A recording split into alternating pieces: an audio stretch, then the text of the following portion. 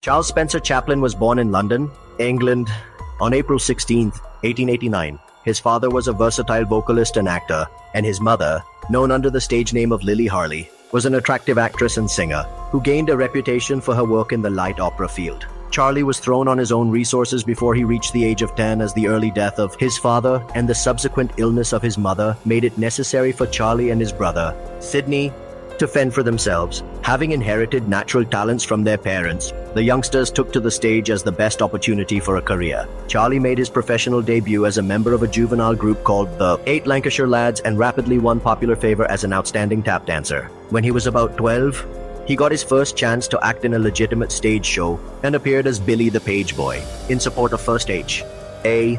Sainsbury and then William Gillette in different productions of Sherlock Holmes. At the close of this engagement, Charlie started a career as a comedian in vaudeville, which eventually took him to the United States in 1910 as a featured player with the Fred Karno Company. He scored an immediate hit with American audiences, particularly with his characterization in a sketch entitled A Night in an English Music Hall. When the Fred Karno troupe returned to the United States in the fall of 1912 for a repeat tour, Chaplin was offered a motion picture contract. He finally agreed to appear before the cameras at the expiration of his vaudeville commitments in November 1913, and his entrance in the cinema world took place that month when he joined Mack Sennett and the Keystone Film Company. His initial salary was $150 a week, but his overnight success on the screen spurred other producers to start negotiations for his services. At the completion of his Sennett contract, Chaplin moved on to the S&A Company 1915 at a large increase.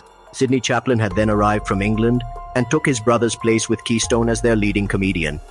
The following year, Charlie was even more in demand and signed with the Mutual Film Corporation for a much larger sum to make 12 two-reel comedies. These include The Floorwalker, The Fireman, The Vagabond, 1 a.m., a production in which he was the only character for the entire two reels with the exception of the entrance of a cab driver in the opening scene, The Count, The Pawn Shop, Behind the Screen, The Rink, Easy Street, heralded as his greatest production up to that time, The Cure, The Immigrant and The Adventurer.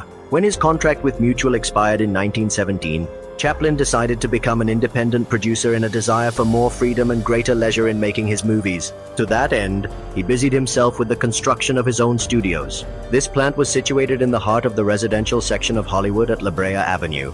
Early in 1918, Chaplin entered into an agreement with First National Exhibitors Circuit, a new organization specially formed to exploit his pictures. His first film under this new deal was A Dog's Life. After this production, he turned his attention to a national tour on behalf of the war effort, following which he made a film the US government used to popularize the Liberty Loan Drive, The Bond.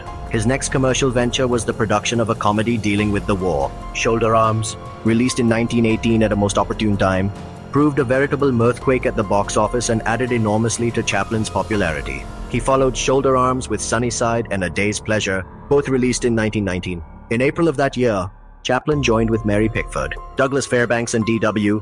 Griffith to found the United Artists Corporation, B.B. Hampton, in his History of the Movies, says, however, before he could assume his responsibilities with United Artists, Chaplin had to complete his contract with First National. So early in 1921, he came out with a 6-reel masterpiece, The Kid, in which he introduced to the screen one of the greatest child actors the world has ever known, Jackie Coogan. Later in 1921, he released The Idle Class, in which he portrayed a dual character. Then, feeling the need for a complete rest from his motion picture activities, Chaplin sailed for Europe in September 1921. London, Paris, Berlin and other capitals on the continent gave him tumultuous receptions. After an extended vacation, Chaplin returned to Hollywood to resume his picture work and start his active association with United Artists. Under his arrangement with U.A., Chaplin made 8 pictures, each of feature length.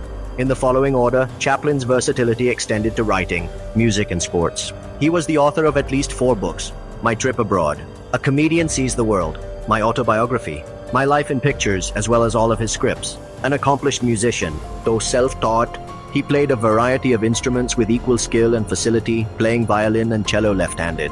He was also a composer, having written and published many songs, among them Sing a Song, With You Dear in Bombay, and There's Always One You Can't Forget, Smile, Eternally, You Are My Song, as well as the soundtracks for all his films. Charles Chaplin was one of the rare comedians who not only financed and produced all his films, with the exception of A Countess from Hong Kong, but was the author, actor, director and soundtrack composer of them as well. He died on Christmas Day 1977, survived by 8 children from his last marriage with Una O'Neill, and 1 son from his short marriage to Lita Gray.